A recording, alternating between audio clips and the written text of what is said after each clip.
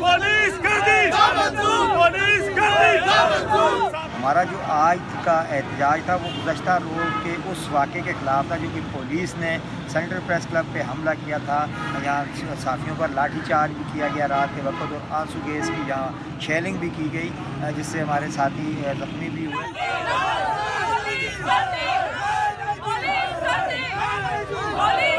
पहली दफ़ा ever in history of एजे के हुआ है कि पुलिस ने ट्रैप किया प्रेस क्लब के अंदर तक आई है।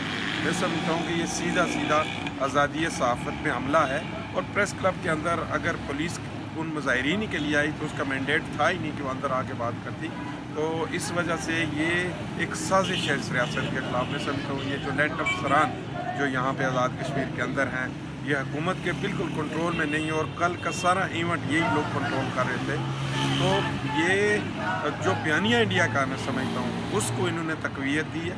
और ये हुकूमत पाकिस्तान रियासत पाकिस्तान के ख़िलाफ़ एक साजिश है। और हमारी डिमांड भी यही है कि इनके ख़िलाफ़ जुडिशल इंक्वायरी की जाए और इन्हें सज़ा जज़ा से गुजारा जाए। जब तक ये नहीं होता हम समझते हैं कि हमारा एहतजाज जो है वो जारी रहेगा।